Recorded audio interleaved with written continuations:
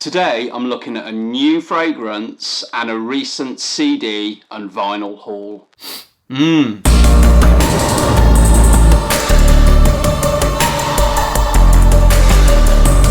Welcome to By Candlelight, beaming goth, dark wave and post-punk straight into your brain. Any buffering will be the fault of the ghost standing right next to you. So, a new fragrance. So, some new music. Smell is first? Yeah, that's what I thought. Okay, so this is called Spectre Wraith and it's by French Avenue. And I'll say this from the start, this is not particularly pricey, at least in the realm of fragrances, that is. Here in the UK, it ranges between £25 and £40, at least at the time of making this vid. It was released in 2024, so this is quite new. This is an eau de parfum. I couldn't find an eau de toilette, so I'm assuming that this is the only version that you can buy. As a parfum, I would expect this to really last on the skin, but equally, it's not a very expensive fragrance, so I will talk about the longevity a little bit later on. As you can see, it comes in this pretty solid box. Let's open it and have a look at the bottle. Cue mysterious and spooky music.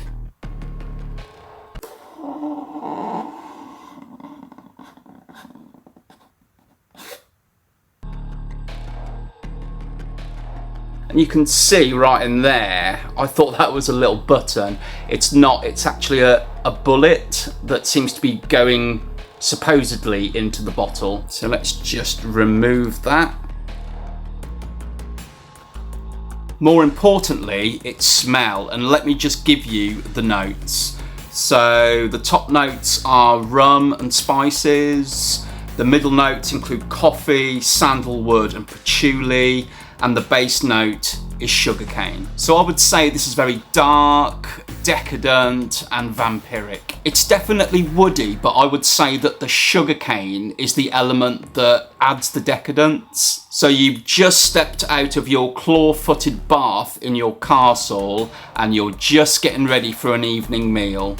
It's that kind of vibe. Most fragrances I try on this channel are unisex, but I would say that this is a more masculine fragrance. In fact, it's fully marketed as a men's fragrance. In terms of its longevity when worn, I could still smell this on myself after a good 6 hours. Whether or not it pushes out into the wider environment, I will have to wait to see if someone picks up on it. And that's the only thing with fragrances, is that they can be picked up by other people. It's just that they don't say anything. I wouldn't recommend blind ordering any fragrance, but I would recommend you give this a try if you can. I will certainly be buying it again. I'll leave a link down below so that you can have a look for yourselves. Right, now, music. Firstly, Christian Death, The Decomposition of Violets. Whilst this classic live album isn't the last word in sound quality, it more than makes up for it in terms of the excitement that you feel when you play it. Any Christian Death fans will know exactly what I'm talking about. It does a great job of transporting you back to 1985, specifically to the Berwyn Entertainment Centre and Fender's International Ballroom. You can almost smell the cloves and patchouli. Just don't expect crystal clear sound. I picked this one up quite cheaply at my local record store, in line with my, I suppose, almost completist approach to Christian Death. Nice violety CD case too. Next, I got Through Blinds by Soft Vein. This one featured in my best albums of 2025 so far. You can check out that little attention-seeking bundle of fur up there. At the time, I didn't have the vinyl copy to show, but now I do. As a reminder, Soft Vein are from California, and they make electronic music that just drips with nostalgia. But the vocals are something different. They are uneasy and claustrophobic. I've previously said that the voice sounds a little bit like if Joy Division had just released a new album. in an alternative reality, obviously. The one track I've been addicted to on this album is called Grey Space. I think I just love the fact that it has a driving bass line and then everything else just happens around it. It doesn't particularly race along, but exhilarating it still is. The title track is also darkly beautiful, and it has these percussive flourishes that remind you of Some Great Reward, Black Celebration era Depeche. Such a playable album overall. Let's have a look at the vinyl. Not that it particularly matters to me, but here we are. Okay, so that kind of matches the colour of the image on the cover. Fair enough. And it comes with a lyric sheet and this guy, whom I'm assuming is Soft Vein.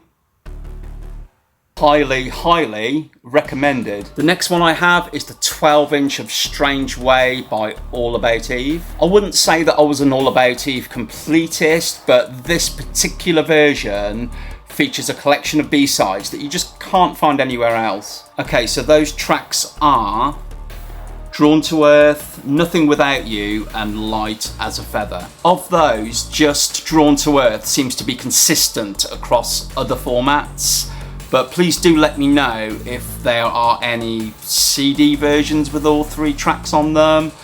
I've not been able to find it on streaming platforms, so your help is greatly needed. And a little bit of thought has gone into this cover. So this kind of pulls out like that, and then you can see more photos. So it kind of slots into little windows. Nice touch. It's a really, really big apple. Next, I picked up 2 albums by Balaam and the Angel. 1985's Sun Family and 1988's Live Free or Die. If you don't know the band, I would definitely recommend Sun Family out of these 2. It's not actually a proper album, it's actually a collection of very early EPs. Tracks like Love Me and Touch are just great. So if you can hunt this one down, it's well worth it. Live Free or Die, I wasn't as keen on. If that cover looks like something that the Cult would have released, you're not far off base. Balaam seemed to have reflected the Cult's electric era output on this one. So we just get straightforward hard rock. I'm not saying it's bad or anything, but it just doesn't sit very comfortably on this channel. These were both incredibly cheap though, coming in at just £5 each.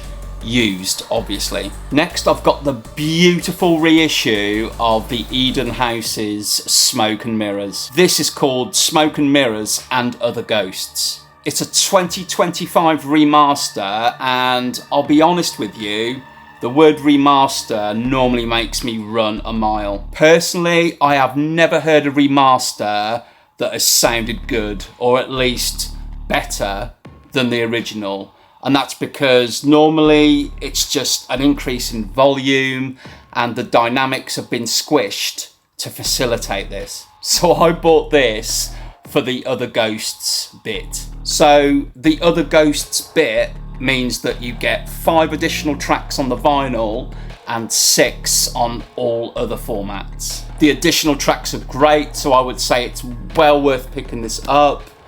And I love the fact that the additional tracks are separated out from the original album track run. I will say that I don't think that the remaster has been particularly destructive in this case, although I just wouldn't have done it. I just would have included those extra tracks, released it as a double album with some nice artwork, and it would have been appreciated and people would have still have bought it. I have to say that the original album sounded great as it was. It was mastered by Andy Jackson, who has worked on loads of Pink Floyd albums and some Roger Waters albums as well, I think. So this album was in great hands to begin with. Saying all of that, it's still great to own this on vinyl, and it's a modern classic. The last one I picked up is the soundtrack for one of my favourite horror films of all time, and that is The Changeling. What I love about this music is that it's mainly piano led, which is also the instrument that the main character plays as a composer. So you effectively experience two sides of the piano. There's the version that our protagonist is in control of because it's his passion and it's his livelihood.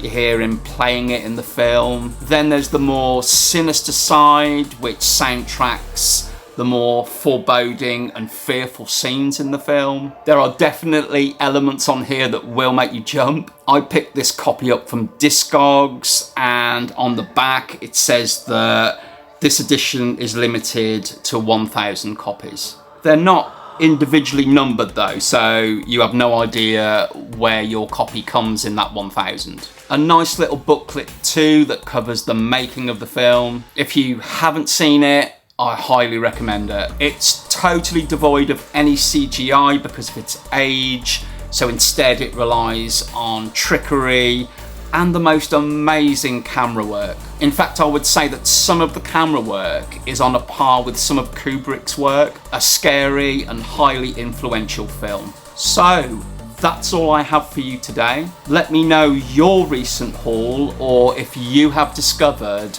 any new fragrances. Until next time, see you later.